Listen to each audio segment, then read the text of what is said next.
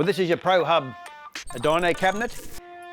Shipped in the crate. These are 90% assembled. To actually put the cabinet together, we supply you a monitor mount which bolts to holes on the top of the cabinet.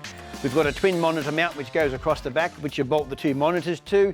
The monitors are labelled left and right to make your life easy. I generally just squeeze them together and just nip them up.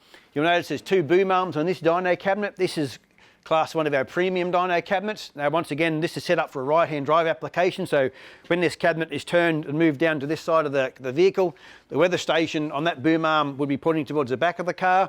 On this boom arm here, depending on the data acquisition options the dyno's got, you'll have cables hanging out of the boom arm ready to connect the tacho leads and our boost sensors, etc. And in the back of the cabinet here, we're going to connect some data harnesses. We're going to connect our two power harnesses to the side of the cabinet. Okay, so the cables are marked left and right. So now it doesn't actually matter, they're just power harnesses, but we do mark them for you because they're accompanied with the data harness, which do have to go to the right, left and right side inside the cabinet. Next up, in the back of the cabinet here, the cabinet is shipped with the PC, the dyno controller, and a printer, depending on the model, in the bottom of the cabinet. So, but just double check all the connections, make sure they're all tight, nothing shifted in shipping. You have fitted the boom arms, so you have connected a few connectors here. So just make sure they're all tight. And next we're going to connect the dyno units up to the actual bottom of the cabinet here.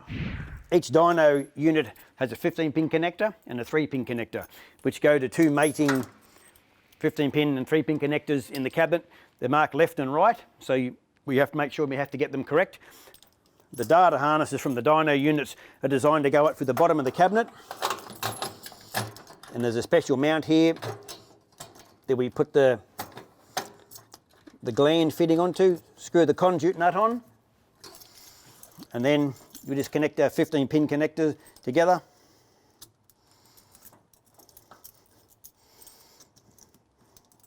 Screw the two nuts in.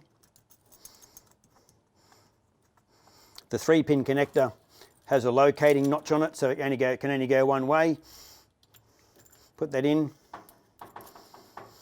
And I just generally sort of neatly sit it in the back of the cabinet for the time being.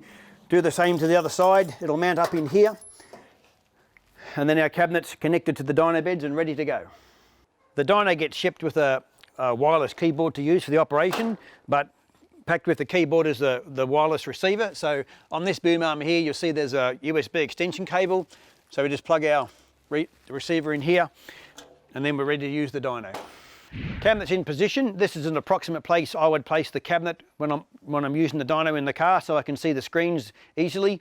Bear in mind, the harnesses coming from the dynos are quite long, so we do have the ability to move the dyno cabinet a long way forward or backwards if we have to. Like I said before, in case there's a side exit on a drag car, we want to be able to move our cabinet out the position. That's why the cables are very long. But on the cabinet, as far as what we need to connect, most dynos get shipped with two boost sensors and two tacho leads. So these are marked, if it's in the case of map 1, it says map 1 here, and there's a appropriate 4-pin connector on the boom arm for that to going into. They just screw together, and then I generally we supply it with some silicone hose and a T-piece.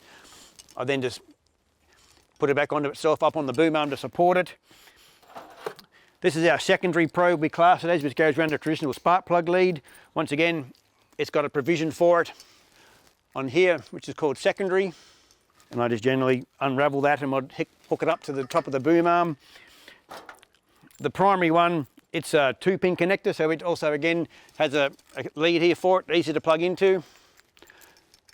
So the primary tacho lead, it's designed from a 3-volt to a 500-volt signal. So we can actually probe off an injector, for example, or an ECU to a coil igniter signal, or an older-fashioned ignition negative coil signal. Now it's a probe, you actually have to touch the wire. You don't just actually put that around the lead, you actually probe into the actual wire or back probe the actual electrical connection. And then we just got our second boost sensor, which we fit to the boom arm. That's map 2. Both boost sensors are 7 bar, so we can do quite high manifold pressure, up to approximately around 90 psi. Now obviously having 2 boost sensors, we can measure before and after the intercooler to measure intercooler drop testing, for example. So that's it, our cables are connected and we're ready to start doing a dyno test.